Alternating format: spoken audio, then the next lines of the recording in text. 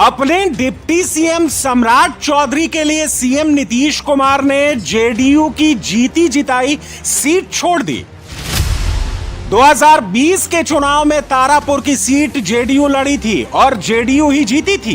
कुशवाहा बहुल सीट तारापुर पर नीतीश कुमार की पार्टी का मुकाबला आरजेडी से हुआ था, जिसमें जेडीयू के मेवालाल चौधरी ने आरजेडी की दिव्य प्रकाश को 7,225 वोट से हराया था।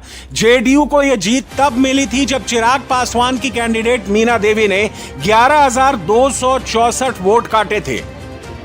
नीतीश कुमार ने तारापुर की जो सीट छोड़ी उस पर बीजेपी ने सम्राट चौधरी को टिकट दिया है। सम्राट चौधरी अब तक एमएलसी हैं, अब वो एमएलए बनने के लिए मैदान में हैं। बीजेपी ने बिहार में गुजरात मॉडल लागू किया है। पार्टी के बड़े बड़े नेताओं को गर्दा झाड़कर सीधे चुनाव मैदान में जाने को कह दिया गया है। सम्राट चौधरी तारापुर से, विजय सिन्हा लखीसराय से, तारा किशोर प्रसाद कटिहार से, रेणु देवी बेतिया से, प्रेम कुमार गया टाउन से, मंगल पांडे सीवान से, कृष्ण कुमार ऋषि बनमनखी से, राम नारायण मंडल बांका से, नितिन नबीन बांकीपुर से, राम कृपाल यादव दानापुर से। बीजेपी ने पहली लिस्ट में 71 कैंडिडेट को टिकट बांटे। इसमें पहले फेज की सीटों के 35 कैंडिडेट और दूसरे फेज की सीटों के लिए 36 कैंडिडेट का ऐलान किया गया है। चारों तरफ विपक्ष धाराशाही होता जा रहा है। विपक्ष का टायर पंचर हो गया है। विपक्ष के टायर का हवा निकल गया है, क्योंकि हमने ईमानदारी से, पारदर्शिता के साथ गठबंधन धर्म भी निभाया है। सब लोगों ने ठाना है कि फिर से एनडीए का सरकार लाना है। बीजेपी ने 53 सीटों पर कैंडिडेट रिपीट किए। 18 सीटों पर बीजेपी ने नए कैंडिडेट दिए। बीजेपी के 9 सिटिंग एमएलए के टिकट कट गए। 5 सीटों पर रनर अप कैंडिडेट को रिपीट किया गया और विक्रम की एक सीट पर कांग्रेस के सिटिंग एमएलए सिद्धार्थ गौरव को भी टिकट मिला। पटना साहिब सीट पर नंदकिशोर यादव की जगह रत्नेश कुशवाहा, कुमरार सीट पर अरुण कुमार सिन्हा की जगह संजय गुप्ता, आरा में अमरेंद्र प्रताप सिंह की जगह संजय सिंह टाइगर, सीतामढ़ी में मिथिलेश कुमार की जगह सुनील कुमार पिंटू, रीगा सीट पर मोतीलाल प्रसाद की जगह वैद्यनाथ प्रसाद, राजनगर सीट पर रामप्रीत पासवान की जगह सुजीत पासवान, नरपतगंज में जयप्रकाश यादव की जगह देवती यादव, औराई में राम सूरत कुमार की जगह रमा निषाद और कटोरिया सीट पर डॉक्टर निक्की हेम्ब्रोम की जगह पूर्णलाल टुड्डू। बिहार का ये चुनाव बीजेपी अपने स्ट्रेंथ पर लड़ रही है। मोदी की पार्टी जिस रीजन में ज्यादा मजबूत है, वहां ज्यादा उम्मीदवार उतारे गए हैं। तिरहुत रीजन में 23, मिथिला रीजन में 15, मगध रीजन में 17, सीमांचल में 9, भोजपुर रीजन में 3 और भागलपुर रीजन में 4 कैंडिडेट घोषित किए गए हैं। चुनाव प्रचार के लिए बीजेपी ने भर्तियां भी शुरू कर दी हैं। मैथिली ठाकुर को औपचारिक रूप से बीजेपी में शामिल कर लिया गया है। बीजेपी की पहली लिस्ट आई तो बगावत के रंग भी दिखे। पटना के बीजेपी ऑफिस में नारे भी लगे।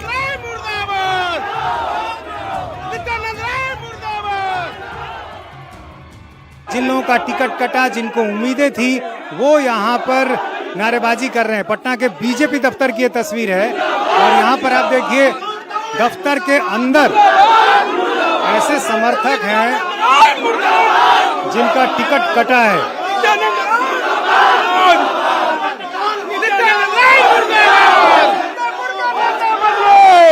कहाँ से आए आप लोग? हम लोग पातेपुर से हैं। पातेपुर से आए हैं और जो टिकट का मनमानी हो रहा है, हार का सामना करना पड़ेगा। लेकिन बगावत का दूसरा और ज्यादा सीरियस रंग दिखा जेडीयू में। डिप्टी सीएम के लिए नीतीश कुमार के लिए जेनरस है, लेकिन चिराग पासवान के लिए भी नीतीश उतने ही उदार नहीं है। जेडीयू के अंदर से और मुख्यमंत्री आवास के सामने से जो तस्वीरें आई, उसने कुछ देर के लिए एनडीए खेमे को हिला दिया। सर आप तो सामने एलजेपी रामविलास को 29 सीटें देने से पहले जेडीयू में बेचैनी थी। आज वो बेचैनी सामने आ गई। नीतीश कुमार के एक करीबी नेता और मंत्री रत्नीश सदा कैमरे पर रो पड़े। रत्नेश सदा नीतीश कुमार मंत्रिमंडल में शराबबंदी वाला पोर्टफोलियो संभालते हैं। रत्नेश सदा ने सोनबरसा सीट पर 2 बार एलजेपी कैंडिडेट को हराया है, लेकिन जब पता चला कि सीट शेयरिंग नेगोशिएशन में सोनबरसा सीट एलजेपी को दे दी गई तो नीतीश कुमार नाराज हो गए और रत्नेश सदा को सीएम ऑफिस बुलाकर जेडीयू के कोषाध्यक्ष ललन सर्राफ के हाथों रत्नेश सदा को टिकट दिला दिया। हमको विश्वास नहीं था। हम माननीय मुख्यमंत्री को कभी रूप में देखते हैं और उनके मुंह पर जाकर बोलते हैं। तो कल क्या अचानक फोन आया सीएम आवास से, क्या कहा मुख्यमंत्री जी ने? साहब से भेंट नहीं हुई, लेकिन उनका जो आदेश था वो सारी डिटेल की चर्चा हुई, उतना नहीं बात करेंगे। नीतीश कुमार ने यह इंश्योर किया कि सोनबरसा सीट उनके हाथ से ना जाए और एलजेपी को तो कतई ना जाए। राजगीर सीट पर नीतीश कुमार ने यही स्टैंड लिया, सीट एलजेपी के कोटे में चली गई, लेकिन नीतीश ने राजगीर के सिटिंग एमएलए कौशल किशोर को बुलाकर तीर वाला सिंबल दिलवा दिया। एकमा और कदवा जैसी मजबूत सीटों पर भी जेडीयू का यही स्टैंड है। एनडीए की सीट शेयरिंग में जेडीयू कोटे की 12 सीटें एलजेपी को जा रही हैं। टिकट कटने के डर से गोपालपुर के सिटिंग एमएलए गोपाल मंडल तो नीतीश कुमार के घर के बाहर धरने पर बैठ गए। कई घंटे तक बैठे रहने के बाद पटना पुलिस उनको उठाकर सचिवालय थाना ले गई। सवाल दूसरे मंडल ने भी उठाया। भागलपुर के जेडीयू सांसद अजय मंडल ने पार्टी से इस्तीफा देने की पेशकश तक कर दी। पार्टी के कुछ लोगों के द्वारा थोपे हुए कैंडिडेट को मैं, क्योंकि अभी जो टिकटों का बंटवारा हुआ तो क्या आप लोगों की राय नहीं ली गई? किस बात की नाराजगी? मुझे किसी बात के, मेरे संगठन से या पार्टी संगठन मेरे जिला संगठन से ये मुझसे कोई ऐसा निर्णय नहीं लिया गया कि किनको कैंडिडेट बनाया जाए, और वैसे कैंडिडेट को वहाँ भेजा जा रहा है जो अगर पार्टी में के हित में और पार्टी के कभी किसी बैठक में या पार्टी के साथ काम नहीं किया है, जो कैंडिडेट उचित नहीं है उससे पार्टी को क्षति होगी। बीजेपी और एनडीए दलों के साथ सीट शेयरिंग की बातचीत जेडीयू कोटे के केंद्रीय मंत्री संजय झा और ललन सिंह ने की थी। ये दोनों नेता कह रहे हैं कि all is well. Sanjay Jha ने यह भी इशारा कर दिया कि सीट बंटवारे का बेस 2024 का लोकसभा चुनाव है। एक बात बताइए, उनको क्यों चिंता है? 5 एलाइन हम लोग हैं, तो 5 एलाइन जब हम लोग हैं तो 5 एलाइन को सीट होगा कि नहीं होगा? लोकसभा में कितना सीट कौन लड़ा था वो भी सामने में है ना। लोकसभा तो सबसे लेटेस्ट है, और जो उनके पास जो 6 एलाइन हैं तो उसमें जो बंटवारा नहीं होगा क्या? कुछ भी जिसको मर्जी आके बोल रहा है। एनडीए कैसे चुनाव लड़ेगा और किस पार्टी का क्या होगा? 5 दल समझदार है और समझदारी के साथ पूरा काम कर रहा है। किसको क्या नंबर मिलेगा?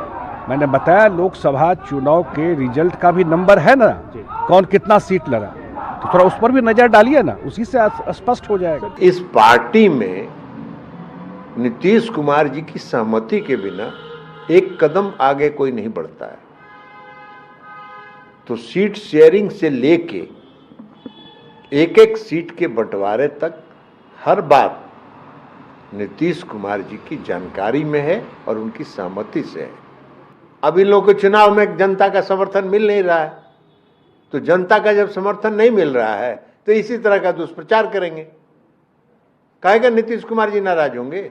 इस पार्टी के सर्वे सर्वा वो हैं और पूरा एनडीए नीतीश कुमार जी के नेतृत्व में एकजुट है और पूरा नीतीश कुमार जी के नेतृत्व में चुनाव लड़ेगा। 2 साल से नीतीश कुमार की सेहत को लेकर जिसे जो मन में आता था वही बोल देता था, लेकिन सीट बंटवारे में जरा सी ऊंच नीच हुई तो नीतीश कुमार ने सारा कंट्रोल अपने हाथ में ले लिया। नीतीश कुमार ने बिना कुछ बोले ही संकेत दे दिया है, नेता मैं ही हूं। उनका गुस्सा एकदम जायज है, मैं उनके गुस्सा से सहमत हूं। जब डिसीजन हो गया है तब फिर जदयू के सीट पर कोई दूसरा क्यों सिंबल दे रहा है, और हम उनसे सहमत होते हुए हम भी जो बोध गया से पार्टिकुलर नेता का जो सीट मिला है वहाँ, और मखदुमपुर से जो सीट मिला है वहाँ भी हम अपना लोगों को सिंबल दे रहे हैं। यानी कि चिराग के उम्मीदवार के खिलाफ हम नाम नहीं जानते हैं, लेकिन हम नीतीश कुमार जी के स्टेप से सहमत होते हुए हम भी 2 जगह अपना सिंबल दे रहे हैं। एचएएम पार्टी के जीतन राम मांझी ने अपने कोटे की सभी 6 सीटों पर टिकट बांट दिए हैं। जीतन राम मांझी ने इमामगंज सुरक्षित सीट पर अपनी बहू दीपा कुमारी को टिकट दिया है।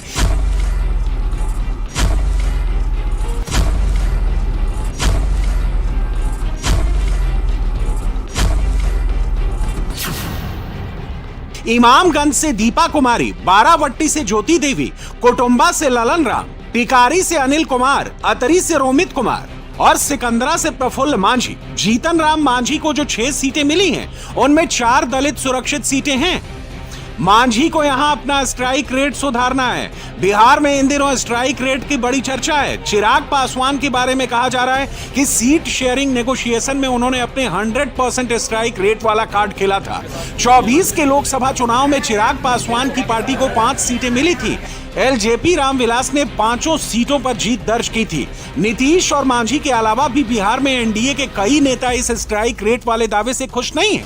स्ट्राइक रेट 2010 में मैंने देखा है, जदयू और बीजेपी चुनाव लड़ रहा था। 141 सीट पर नीतीश कुमार लड़े थे और 102 सीट पर भारतीय जनता पार्टी लड़ा था।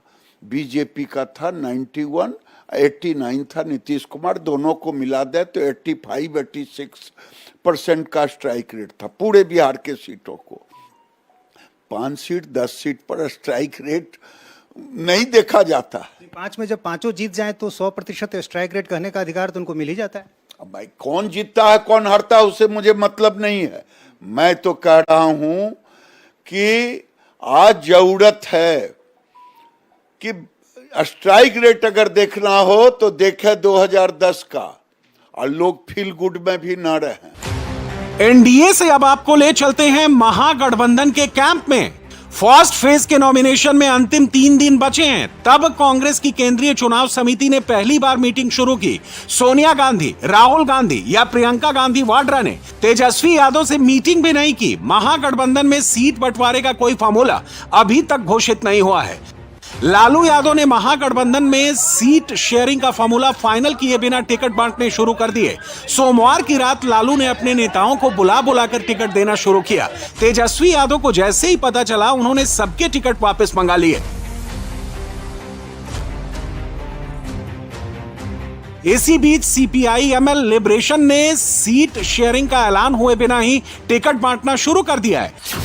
सिकटा से वीरेंद्र प्रसाद गुप्ता, बलरामपुर से महबूब आलम, भोरे से जितेंद्र पासवान, जीरादेही से अमरजीत कुशवाहा, दरौली से सत्यदेव राम, दरौंदा से अमरनाथ यादव, कल्याणपुर से रंजीत राम, वारिसनगर से फूल बाबू सिंह, दीघा से दिव्या गौतम, फुलवारी से गोपाल रविदास, पालीगंज से संदीप सौरभ, आरा से कयामुद्दीन अंसारी, अगियाओं से शिव प्रकाश रंजन, तरारी से मदन सिंह चंद्रवंशी, डुमरांव से अजीत कुशवाहा, काराकाट से अरुण सिंह, अरवल से महानंद सिंह, घोसी से रामबली सिंह यादव। 2020 के चुनाव में सीपीआई-एमएल लिबरेशन महागठबंधन के अंदर सबसे बढ़िया स्ट्राइक रेट वाली पार्टी थी। तेजस्वी यादव को इस बार भी कांग्रेस से ज्यादा माले पर यकीन है। अब तक जो सीटें अनाउंस हुई हैं, उनसे साफ हो गया है कि बिहार विधानसभा की 5 सीटों पर सीपीआई-एमएल की बीजेपी से डायरेक्ट फाइट होगी। दीघा में बीजेपी के संजीव चौरसिया और सीपीआई-एमएल की दिव्या गौतम का आमना सामना होगा। यह सीट अभी बीजेपी के पास है। आरा में बीजेपी के संजय सिंह टाइगर और सीपीआई-एमएल के कयामुद्दीन अंसारी भिड़ेंगे। यह सीट अभी बीजेपी के पास है। भूमिहार बाउल सीट तरारी में बीजेपी के विशाल प्रशांत सीपीआई-एमएल के मदन सिंह चंद्रवंशी से लड़ेंगे। 2020 में तरारी सीट सीपीआई-एमएल ने जीती थी। अरवल सीट पर बीजेपी के मनोज शर्मा और सीपीआई-एमएल के महानंद सिंह की टक्कर होगी। यह सीट भी सीपीआई-एमएल के पास है। दरौंदा में बीजेपी के करणजीत सिंह और सीपीआई-एमएल के अमरनाथ यादव का मुकाबला होगा। यह सीट अभी बीजेपी के पास है। सीपीआई-एमएल लिबरेशन ने टिकट बांटने में इतनी सावधानी जरूर बरती है कि 2025 में उसने उन्हीं सीटों पर कैंडिडेट उतारा है जो सीटें 2020 में उसके पास थीं। माले फूंक फूंक कर चल रहा है, लेकिन महागठबंधन में सीटों की गांठ तो तेजस्वी और राहुल गांधी को खोलनी है। ये गांठ अभी खुलती हुई नहीं दिख रही है।